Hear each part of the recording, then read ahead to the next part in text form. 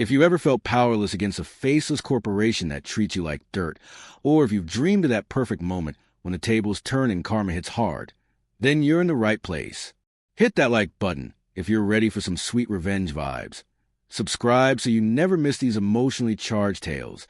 And let's dive into a story that'll have you cheering by the end. Our story begins in a quiet suburban town, the kind where everyone knows everyone, or at least that's what the locals like to think. Picture a small credit union branch, tucked away on a sleepy street corner, with faded blue signage that has seen better days, peeling slightly at the edges from years of harsh weather. The parking lot always has more empty spots than cars, dotted with a few scattered leaves from the nearby maple trees that turn fiery red in the fall. It's the sort of place that promises community banking with a warm, welcoming smile plastered on their website and brochures, but behind those heavy glass doors are the smudged fingerprints from countless customers. It's a completely different story altogether. Enter our protagonist. Let's call him Alex, for the sake of this tale, though his real name carries the weight of his heritage, a blend of syllables that echo from distant lands. Alex isn't your typical bank customer by any stretch. He's an immigrant who's built a life here from the absolute ground up, arriving with little more than a suitcase full of dreams and a determination forged in the fires of necessity. He works long, grueling hours at a mid-level tech job in a bustling office park on the outskirts of town, staring at lines of code until his eyes blur, all while meticulously sending portions of his paycheck back home to support his aging parents and siblings who rely on him more than he lets on. He chose this local credit union not out of convenience, but because it felt personal, intimate, safer than the impersonal giants like the big national banks with their towering skyscrapers and endless automated phone trees. Or so he thought, in a moment of perhaps naive optimism. His last name? Something unmistakably foreign, with consonants that twist and turn on the tongues of those unaccustomed to the rich tapestry of global diversity.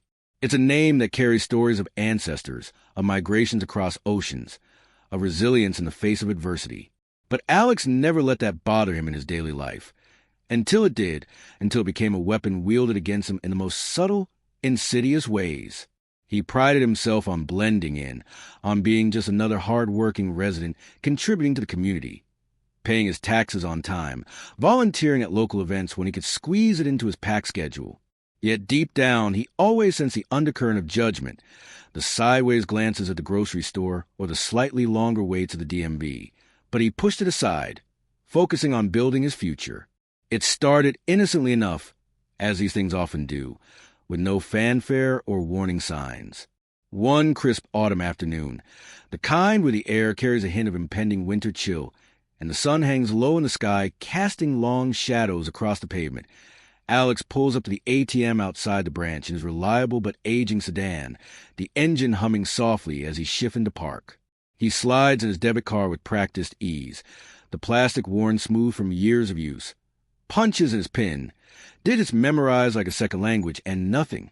The screen glitches erratically, pixels flickering like a bad dream, before spitting out a stark error message. Transaction declined. Please contact branch for assistance. A tight knot forms in his stomach, twisting like a vice, as the implications sink in. It's payday money he desperately needs for a rent that's due in just a few days, for groceries to stock his sparse kitchen cabinets, for the basics that keep his life running smoothly without interruption. His mind races through possibilities. Did he misenter the PIN? Is there a hold on the card for some unknown reason? He takes a deep, steadying breath, the cool air filling his lungs, straightens his jacket against the breeze, and heads inside the branch, his shoes clicking softly on the asphalt. The lobby greets him with its familiar, unchanging atmosphere. The faint smell of stale coffee from the pot that's been brewing since morning, mingled with the sharp tang of printer ink and the subtle mustiness of old carpet. Fluorescent lights buzz overhead, casting a harsh, unflattering glow on everything below. Behind the counter, a clerk. Let's name her Karen for her textbook attitude that seems straight out of a customer service nightmare. Glances up from her computer screen with a bored, almost disinterested expression, her eyes barely lifting from the monitor. Alex approaches the counter, his voice steady but edged with an undercurrent of worry that he can't quite mask. Hi, my card isn't working at the ATM outside. It says to contact the branch. Can you help me figure this out? He slides his ID and card across the polished surface, hoping for a quick resolution. Karen sighs audibly, a long, drawn-out exhale that speaks volumes about her enthusiasm for the task, her fingers tapping impatiently on the keyboard like a drummer warming up. She doesn't make eye contact at first, just mutters under her breath. Yeah, sometimes that happens with these machines. After a few lethargic clicks and scrolls, her face unchanging, she hands him a small slip of paper scribbled with a code, the ink slightly smudged. Use this at the machine. It'll deduct straight from your account, without needing the card. It's a feature we have for situations like this. No smile to soften the delivery, no reassurance that everything will be fine, no empathy for the inconvenience. Just cold efficiency, as if he's an interruption in her day rather than a value member. Alex nods politely, murmuring a quiet, "Thank you," despite the growing frustration bubbling inside him, and steps back out into the chill air, the door chiming softly behind him. The code works as promised. Cash spits out from the ATM with a mechanical whir, crisis seemingly averted. He pockets the bills, feeling a temporary wave of relief wash over him as he drives away. The sun dipping lower on the horizon. Or so he thinks, blissfully unaware that this is merely the calm before a storm that will upend his life in ways he never anticipated. Fast forward a few days. The autumn leaves now crunching underfoot as the season fully embraces its colorful decay. Alex is at work, hunkered down in his cubicle during a brief lunch break, the hum of fluorescent lights and distant keyboard clacks forming the soundtrack of his daily grind. His sandwich, turkey on whole wheat, nothing fancy, sits untouched on his desk, wilting slightly as he prioritizes checking his online banking app on his phone, a habit born from cautious financial management. He taps the icon, logs in with his thumbprint, and stares at the screen in disbelief. Account frozen. Balance. Unavailable for withdrawal. A cold sweat breaks out on his forehead, beads forming like dew on glass, as his heart rate spikes, pounding in his ears like a drum. He refreshes the page frantically, logs out and back in multiple times. Same damning message each time, unyielding and impersonal. Panic rises like bile in his throat, sharp and acrid, making it hard to swallow. What the hell is going on? He whispers to himself, his mind racing through worst-case scenarios. Identity theft, a hack, or perhaps a simple system error. But deep down, he recalls the ATM incident, wondering if it's connected. Rent is due in a week, his car needs gas, and there's a utility bill looming that can't wait. How is he supposed to navigate life without access to his own funds, the fruits of his labor? Without wasting another moment, he dials a support line from his desk phone, the receiver pressed tightly to his ear as he paces the narrow confines of his cubicle, cords stretching taut. The hold music kicks in immediately, that infuriating elevator jazz loop, tinny and repetitive, designed it seems to test the limits of human patience. Minutes stretch into what feels like hours, his foot tapping restlessly on the thin carpet. Finally, after what must be the 10th cycle of the same melody, a voice picks up. Another clerk, this one with a clipped, professional tone that borders on robotic. Account services. How can I help you today? Alex explains the situation in a rush, his words tumbling out like a dam breaking, laced with urgency. My account is frozen. There was a glitch with the ATM code a few days ago, but I didn't go into overdraft or anything. It says it's under review. Can you please unlock it right away? I need to access my money. The response hits like a sudden slap, cold and dismissive. Sir, your account's under review for an accounting error on our end. These things happen from time to time with the system. You'll have to wait until it's cleared. No apology for the inconvenience. No estimated timeline to ease his mind. Just a flat dismissal that leaves him hanging. But how long exactly? I need access to my money now. This is urgent, Alex presses, his voice rising despite his best efforts to stay calm and composed, his free hand clenching into a fist at his side. A pause on the line, heavy with implication. Then a snarky chuckle that grates on his nerves like nails on a chalkboard. Could be a while, sir. And honestly, with a name like yours, well, we have to be extra careful these days, you understand.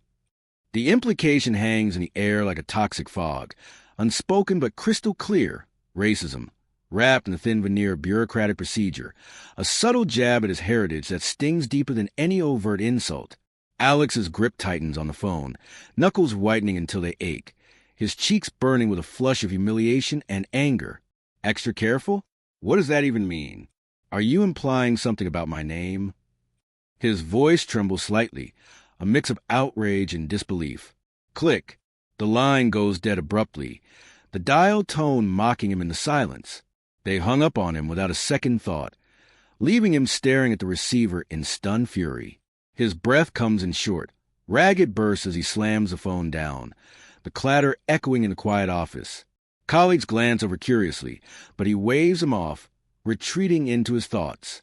This isn't a one-off incident, a mere blip in an otherwise smooth relationship. No, over the next month, a full, agonizing month that drags on like an eternity. Alex calls the support line repeatedly, each attempt a fresh exercise in frustration. He dials from home in the evenings, from work during breaks, even from his car during commutes, the phone becoming an extension of his hand. Each time, the responses grow colder, more condescending, as if his persistence is a personal affront. One representative snaps sharply. If you're so unhappy with our services, why don't you just close the account and go elsewhere? Their tone drips with sarcasm, implying he's a problem, not their error. Another hints insidiously. People with exotic names like yours sometimes trigger our security systems automatically. Nothing personal, just protocol. Nothing personal? The words echo in Alex's mind like a cruel joke, fueling a fire that simmers just below the surface. His blood boils with each call, veins pulsing with that deep-seated rage, the kind where you feel utterly small, insignificant, like the entire system is rigged against you from the very start, a stacked deck where outsiders like him draw the short straw every time. Bills begin to pile up on his cluttered kitchen table, unopened envelopes stacking like accusations, their red, past due stamps glaring at him each time he walks by. He borrows a small amount from friends, awkward conversations filled with promises of quick repayment. Skips meals to stretch his remaining cash, opting for cheap ramen instead of balanced dinners, his stomach growling in protest. All the while, his own money, hard-earned through overtime and skip vacations, sits trapped in some impenetrable digital limbo, taunting him from afar. The injustice gnaws at him relentlessly, a constant companion that invades his thoughts during quiet moments. He lies awake at night in his modest apartment, staring at the cracked ceiling above his bed, replaying the conversations in excruciating detail.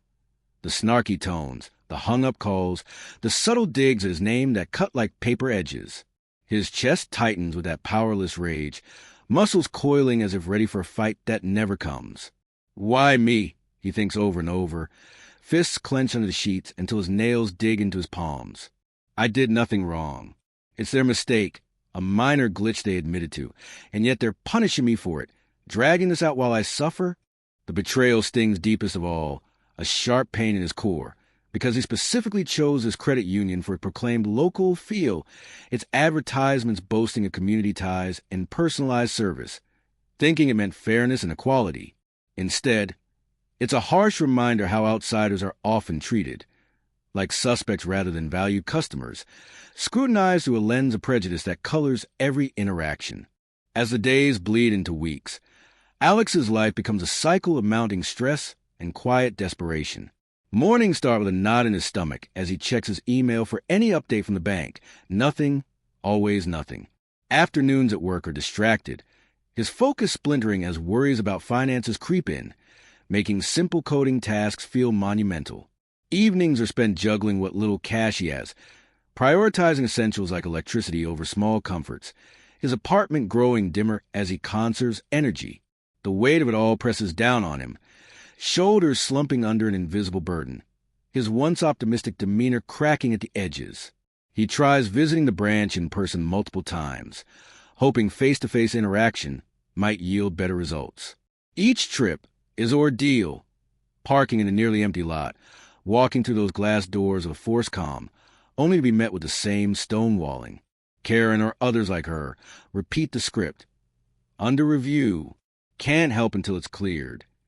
Their eyes avoid his, voice is flat, as if he's a nuisance rather than a person in distress.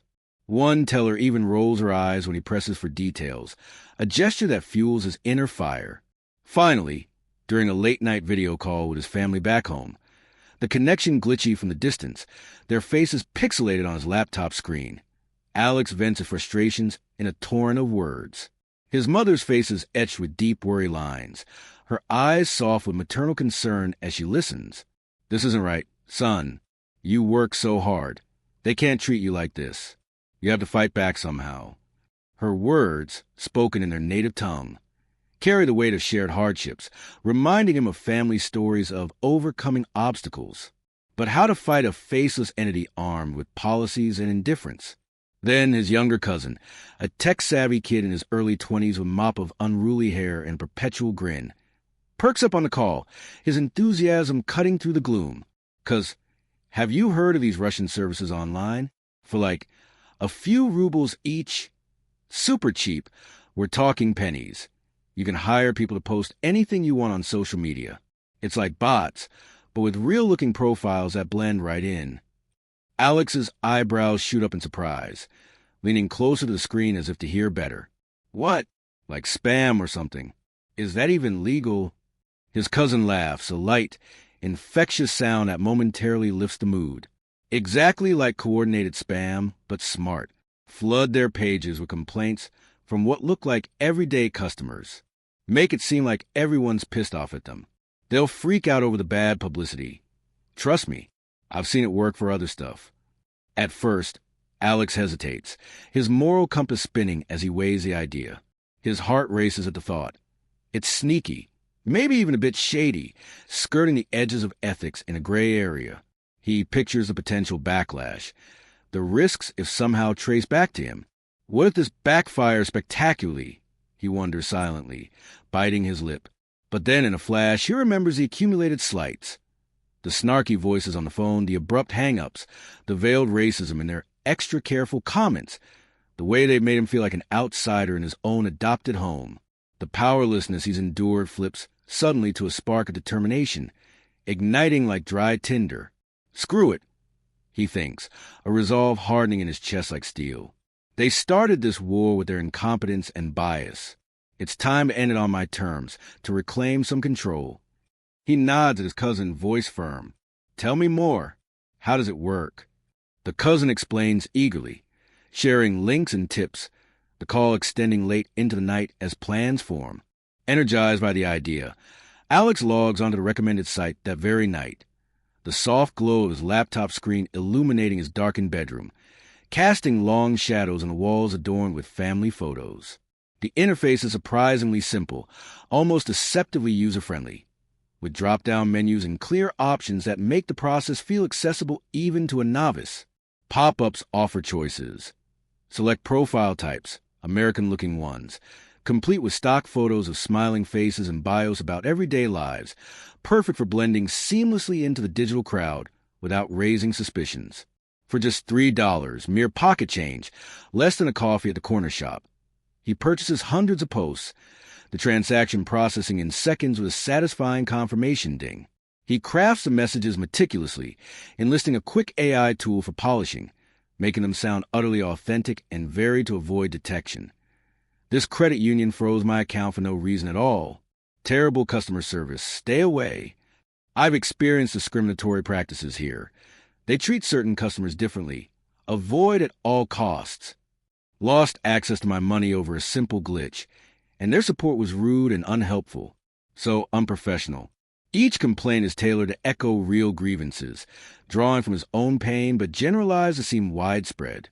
He hits the submit button with a mix of thrill and nerves churning in his gut, a cocktail of adrenaline that makes his hands tremble slightly.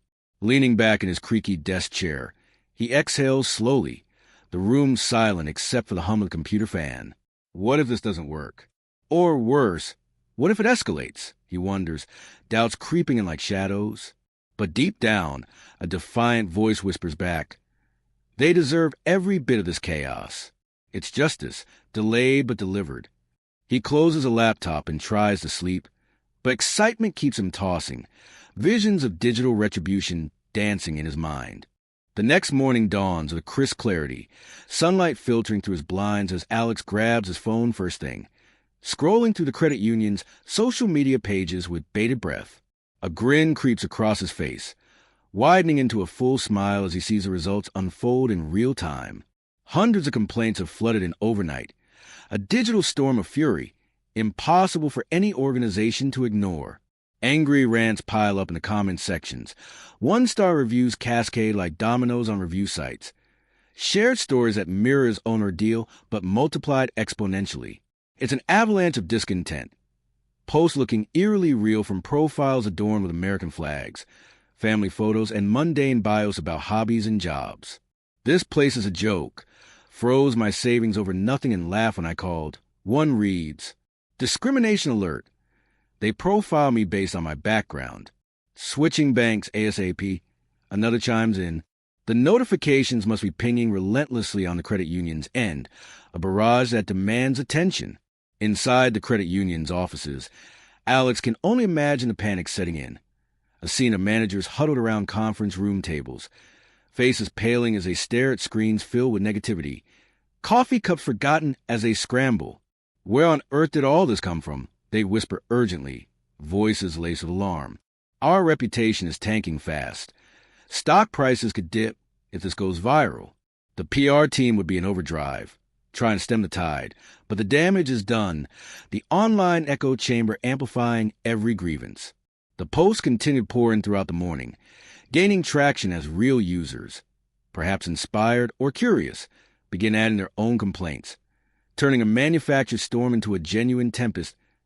By midday, as Alex sips his now-cold coffee at his desk, his phone rings unexpectedly. Not the usual support line number. An unknown caller ID flashes on the screen, but something compels him to answer anyway. A polished, almost overly courteous voice greets him on the other end. "Hello, this is the call center manager from the credit union. Is this Alex speaking?" His heart skips a beat, then thunders in his chest. "Yes, this is he." The manager's tone is buttery smooth, laced with an undercurrent of urgency that betrays their composure. "We understand your frustration completely, and we want to make this right. There's been a misunderstanding with the account freeze. It was entirely our error, and we're deeply sorry for the inconvenience caused. Even if you decide you want to close your account with us, we're prepared to transfer your full balance immediately, plus a $50 compensation as a gesture of goodwill, to any other bank you choose. Just let us know the details." Alex freezes for a split second. Then a massive wave of triumph crashes over him, warm and exhilarating.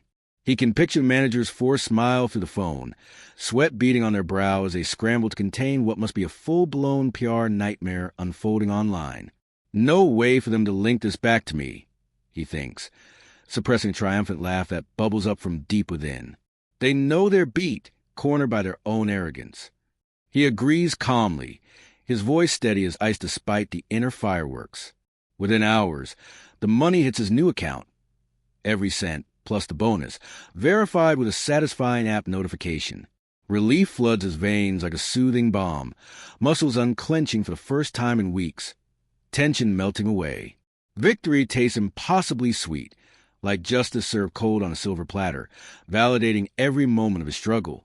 Stories like this remind us that sometimes, when a little guy gets pushed too far by those in power, creativity and ingenuity become the ultimate equalizers in the fight for fairness. Karma doesn't always need a dramatic thunderbolt from the skies. It can come quietly in the form of a few well-placed pixels and posts that shift the balance. What do you think? Does revenge like this truly restore balance in the world? Or does it just perpetuate a cycle of retaliation? It's food for thought.